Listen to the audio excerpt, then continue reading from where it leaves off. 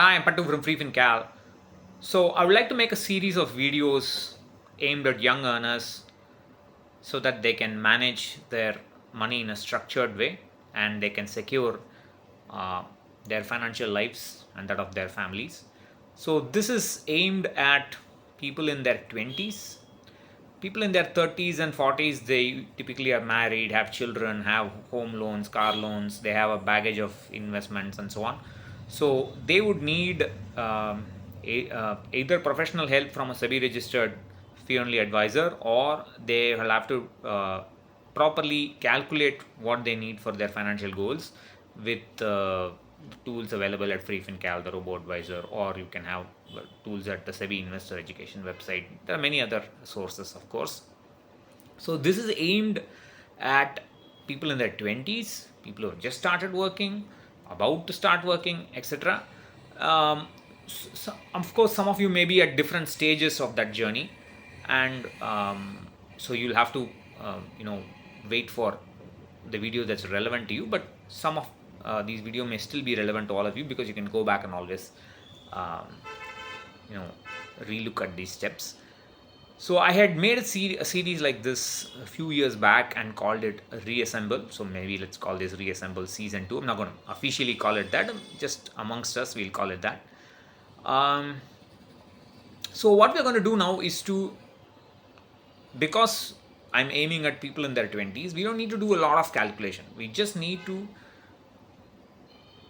use common sense and get it right. So the first step is to understand and appreciate that money management is an extremely personal activity. So everything that you do has to be tailored to your needs and the needs of your family. So you will have to understand that you can't, there's no point chasing after the best investment product, risk free, tax free, as some people call it, or the best returns. What is more important is to choose products and make decisions that are suited to your situation. So the first step is to understand and appreciate what your situation is. If you don't do that, then everything else will become wrong. So what I would recommend is for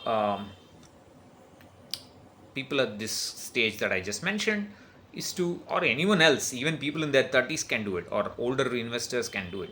Just for 1 hour or maybe at least 30 minutes, switch off all your distractions. Maybe sit alone in a room, or go to the park, take a walk, whatever, and think about your life.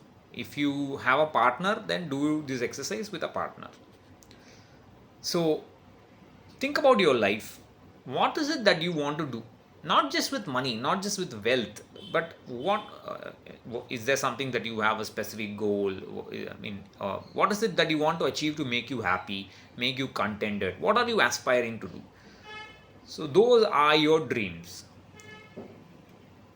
Then think about your responsibilities, right?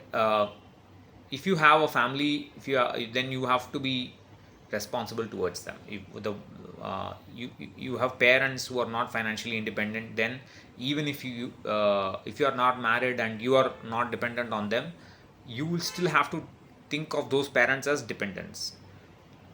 Many people don't do that. The parents may say, no, no, we are okay, but you still must understand their financial position and take them on as dependents.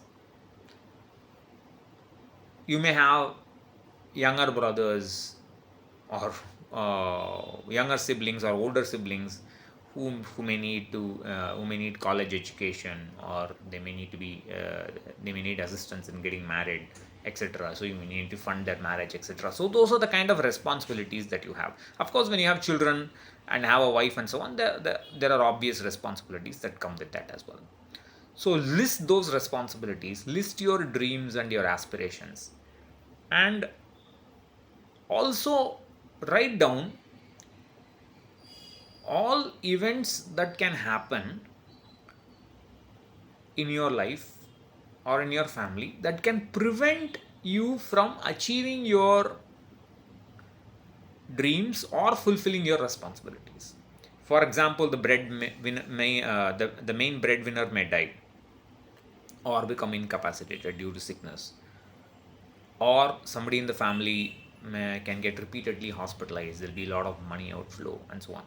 That kind of things, that is what I would like to call as um, nightmares, right? So you write down your aspirations, your dreams, your responsibilities, and your nightmares. So money management is all about that. Everything that you are going to do in your life is going to be about that. People will say, oh, but the guy is just going to be in his 20s or early 20s.